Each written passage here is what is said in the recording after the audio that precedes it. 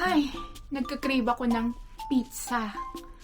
Parang feel ko rin na mag-burger.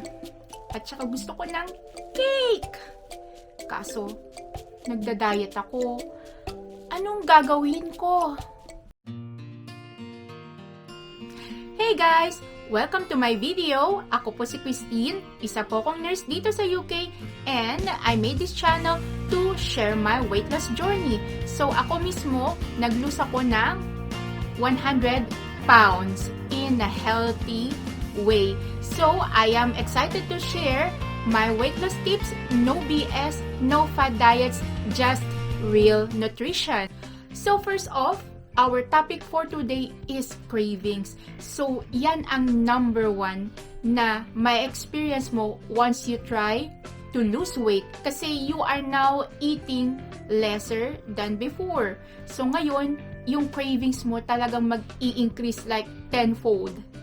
Bakit nga ba tayo nagkakaroon ng cravings? So, sa katawan natin, we have this hormone named ghrelin, which is what we call a hunger hormone. So, this hormone na produce sa gastrointestinal system ng ating katawan, signaling the brain na gutom ka o kulang ang kinakain mo. Kailangan mo pang kumain. So, ngayon, once you start dieting, syempre, lalo na kung kumakain ka ng marami before tapos ngayon, mas lesser ang kakainin mo ngayon, talagang yung ghrelin sa katawan mo will go on an overdrive, and dyan na pumapasok yung mga cravings. Having cravings is very normal kasi our bodies are not designed to go hungry for long periods of time. It's a good thing na meron tayong ghrelin sa katawan to remind our bodies that we need to eat, that we need to nourish ourselves with food. However, if you do start dieting, especially if you are starting out with very restrictive diet, you will be feeling so miserable kasi you will feel hungry. Andyan na yung mga cravings. Nagka-crave ka ng mga highly palatable food o yung mga masasarap na pagkain. Especially food that is high in calories, high in fat, high in sugar. Diyan na pumapasok ang mga cravings natin for pizza, burgers, cakes, chocolates, fast food, etc. However, please be reminded that the number one thing that you should not be doing is to rely on your willpower to curb the craving. Huwag kang pagpapalipas ng gutom like that. Kasi you will be feeling so miserable, you will be feeling so restricted. So instead, magkakaroon siya ng counterproductive effect. So for example, if you allow yourself just to rely on willpower, and once na nandyan na yung food, it will be very, very hard for you to resist it. Mas mapapakain ka ng marami. So instead na makapagbawas ka ng timbang, babalik sa'yo yung timbang na nawala sa'yo kasi you are not able to manage to control that craving properly. So don't rely on willpower, and also there are also suggestions to drink lots of water to fill you up. And personally, that's a sound advice, but just drinking water, pero nandyan pa rin yung craving eh. Water can indeed fill you up, but the craving usually will not go away. So, there are actually better ways to manage your cravings without getting miserable. The first thing you need to do is to reevaluate the diet that you have been following. Kasi most of the popular diets right now can be very, very restrictive. So, for example, the low-carb diet. So, low-carb diet would actually encourage you to remove most carbs, which can be rice, noodles, bread. So, kung ikaw ay yung tipo ng tao na mahilig sa bread, mahilig sa rice, mahilig sa noodles, like me, you would struggle to maintain this diet. I would not be surprised if you're going to be craving for those food that you have been restricting. I wouldn't be surprised kung magka-crave ka na ng mga cake, kung magka-crave ka na ng mga noodles and rice. And once you allow yourself yung parang bumigay ka to eat some carbs, the tendency is you might binge on that and you would just ruin your progress and you would feel very, very bad about yourself. Kasi you would feel like a failure. You would feel like you did not manage to control yourself. So I really do not advise following restrictive diets. And also, one diet that's highly popular right now would be the intermittent fasting. So you would be restricting yourself from eating in a certain period of time during the day. So usually, yung mga tao, hindi na sila nag-breakfast. They would skip breakfast and they're going to start eating around midday. But there are people who might be finding that too restrictive. So, ang nangyayari, there's a long period of time na hindi sila kumain. Then, eventually, sa feeding window nila, napapakain sila ng marami because gutom na sila during their feeding window. And sometimes, this will actually defeat the purpose of losing weight kasi hindi nila nare-realize that within the feeding window, yung calories nila is more than sa kailangan ng body nila. Thus, there will be weight gain.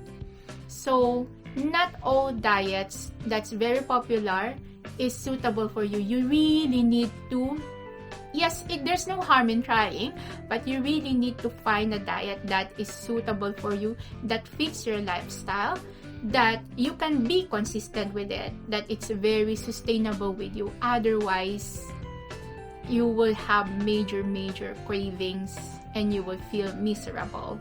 But for me, the most important thing to prevent you from having those massive cravings, prevent you from binge eating, is to make sure that you are following a healthy diet that will not allow you to go hungry. Make sure that you have a healthy, balanced diet. So, there is this, what I call 80-20% diet. So, it's not exactly a diet. It's a lifestyle that we can follow to make sure that we have healthy meals. Kasi itong 80% na to is more on vegetables, fruit, whole grains, complex carbohydrates. That's the 80%. Lean meats high in protein. So that's 80% of your diet. And 20% is, you would include some of your favorite food, the fun food, the cakes, the chocolate, the biscuits, the fries, the burgers, but only 20% of the time, because that will help you feel sane while trying to lose weight. And at the same time, if you have this 80-20 approach, I guarantee hindi ka magugutom sa diet na to or way of eating na to. Kasi pag yung diet mo is rich in vegetables and fruit and complex carbohydrates and high in protein, you would be really satiated. You would be feeling satisfied as well. And if you do not restrict yourself from eating your favorite food and treats, you would really be more sane. Hindi ka maloloka sa restriction na di katulad ng mga ibang diets na maraming bawal. Hindi ka maloloka sa mga restriction. So basically, this is an approach where you are allowed to eat your favorite food. You are allowed to eat any food that you wanted. You're not restricted on anything. It's all about balance. So that's why I highly encourage you to really reevaluate that diet that you are following. And also, do not forget to check with your medical doctor if a certain diet is suitable for you. So maybe, kaya ka nagkakaroon ng massive cravings on a diet, it's because you have some underlying medical conditions that prevents you to be consistent with this diet. Number 2, you can always opt for healthier alternatives of the food that you crave. So, for example, if you are craving for something sweet, fruit is always available to consume. Kasi bakit fruit? Kasi ang fruit, you would have your sweet craving satisfied, and at the same time, very rich in nutrients and very rich in fiber. Mabubusog ka kaagad. Another healthy alternative would be protein bars. So, kung nagka-crave ka ng chocolate, meron namang mga protein bars that are actually made of chocolate. Kaso, yung mga protein bars na to are actually lower in sugar and at the same time has a high grams of protein. Usually between 15 to 20 grams of protein with each bar. And why protein is very important? Protein is a very satisfying macronutrient. So, mas mabubusog ka sa pagkain ng protein bars kesa regular chocolate. And at the same time, na-satisfy yung craving mo for chocolate. And usually, protein bars have different flavors. It can come on chocolate fudge, it can come on cookies and cream, it can come on birthday cake flavors, it can even come with fruity flavors as well. So, napakaraming variety ng protein bars and at the same time, sa healthier alternative with low in sugar. And if you are craving for something salty and crunchy, popcorn is a very good alternative kasi rich siya in fiber and at the same time, yung amount niya, pwede kang kumain ng malaking bowl ng popcorn for as few as 200 calories sa malaking bowl ng popcorn and then busog ka agad. So, third way of satisfying your craving is to actually eat that food that you crave pero dapat meron kang side of vegetables, salad, or fruit. So, for example, if you're going to order something in fast food like burgers or pizza, then instead na kumain ka ng mga chips, fries on the side, swap it with fruit or salad. So, in this way, masasatisfy yung craving mo for that treat and at the same time, mabubusog ka and you will be healthier kasi instead of having fries which are higher in calories and high in fat, you would have fruit or salad on the side. So, in this way, hindi ka rin mapapa-binge lalo sa mga treats na to because mabubusog ka na sa fruit and vegetable as a side.